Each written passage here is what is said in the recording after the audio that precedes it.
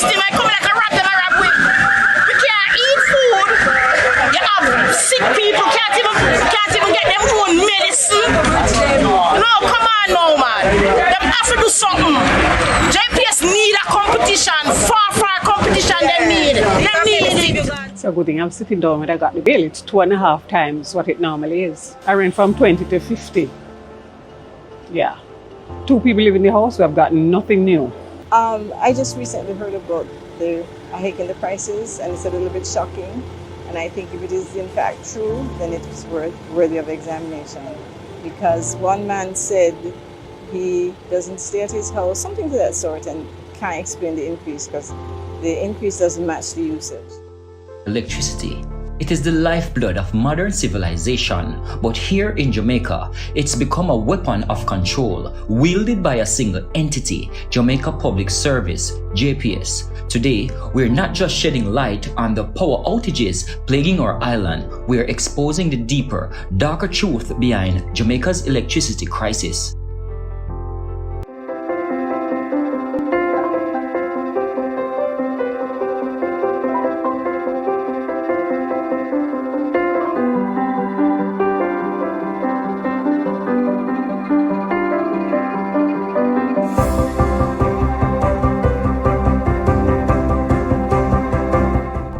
Hurricane Beryl hit us hard, but the real storm was JPS's catastrophic failure to respond. Weeks later, as communities in Clarendon, Manchester and St. Elizabeth sit in darkness, the question looms, how did it come to this? Is the government at liberty or in a position to impose penalties on the JPS if it is not satisfied at the end of the day? No, OUR. And the OUR's position, which I'm not in agreement, is that they are not prepared to start anything until such time as restoration is completed, and then they will do a post-mortem in relation to all that happened in relation to JPS's actions or inactions for restoration. From my vantage point, you only do postmortems when you're dead. So I'm not quite sure what a postmortem will do after the fact. And that's the point I made earlier, that you need to get involved and get sure and oversight in relation to the recovery effort and use the powers that you have as a regulator to impose sanctions and fines as you go along, because the fact is that JPS has missed every deadline. With our energy provider. The simple fact that it is a monopoly and has chosen to act as such with the citizens for many years. But in addition, that it has started to act like a monopoly with the government as well. I have observed that the minister is finding it difficult, even sometimes to get the necessary information, and seem to be begging a meeting with some of his pronouncements, with the unfortunate approach from the JPS as if, since they are the king, they do as they feel and how they feel. It might seem funny to some who are political opponents, but it's a risk to the country if the JPS thinks it acts on its own accord and answers to no one. And that has given me great concern, because JPS, with the motive of profit, would therefore, I would suggest, prioritize profit centers in its rehabilitation processes.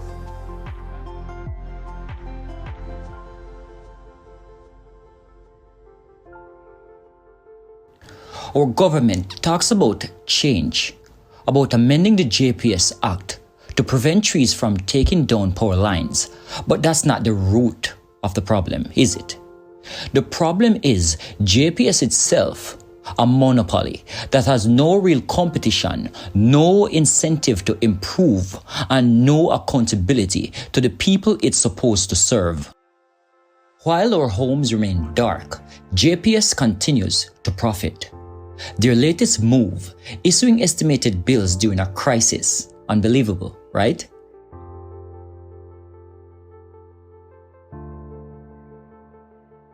August light bills, some as much as 50%. JPS says the markup is mainly due to an increase in fuel charges from roughly $24.33 in July to $32.17 in August. JPS explains they had to switch from liquefied natural gas LNG to automotive diesel oil ADO just before Hurricane Beryl hit sections of Jamaica. The suppliers of LNG had to take their facilities offline to protect them from damage. ADO is 2 times more expensive than LNG. It's a good thing I'm sitting down when I got the bill. It's 2.5 times what it normally is. I went from 20 to 50. Yeah. 2 people live in the house, we have gotten nothing new.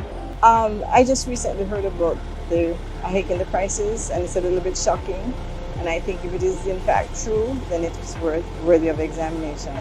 Because one man said he doesn't stay at his house, something to that sort, and can't explain the increase because the increase doesn't match the usage. Crazy, because my bills are usually like 12 to 15,000. Now it's gone to like 20.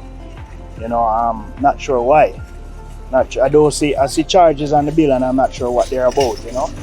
You can't get any answers, so. I haven't received my JPS bill yet, but I have heard some very disturbing comments in terms of persons whose bills have moved from $27,000 to $900 and something $1,000. So I'm waiting with, anxiety to see what my bill will look like. I know that they have been really doing some ridiculous things with post-hurricane. So let's see what they do to the rest of us. Imagine losing everything in a hurricane, only to be slapped with a bill for power you never even used. Philip Palwell called it unconscionable, and he's right. But is anyone really surprised?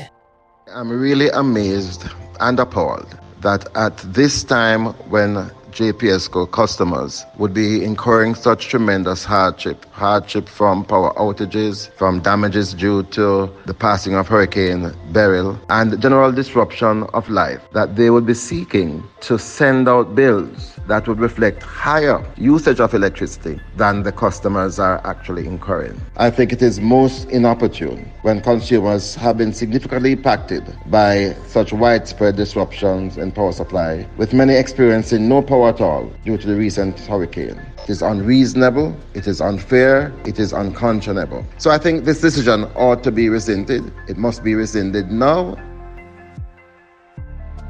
Powell has a bold plan. Split JPS into 2 companies to foster competition and lower prices. But let's be honest, this shouldn't just be an idea floated in the sectorial debate.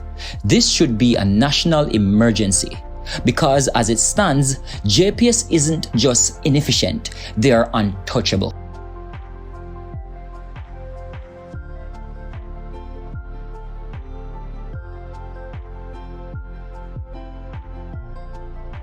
In St. Elizabeth, the breadbasket of Jamaica, farmers watch their crops rot as their irrigation systems sit powerless. These are real people, real lives being devastated by a company that prioritizes profit over service. 36 years after Hurricane Gilbert, have we learned nothing? Or have we simply allowed JPS to tighten its grip on our island? The JPS monopoly has to end. This company has repeatedly shown that it can't handle the job. We can't afford to wait for the next disaster to see the same failures unfold again. This was stated by Dr. Ralston Nemhard, social commentator, in an editorial published on July 31, 2024 in the Jamaica Observer. And yes, I've paraphrased. Let's get real.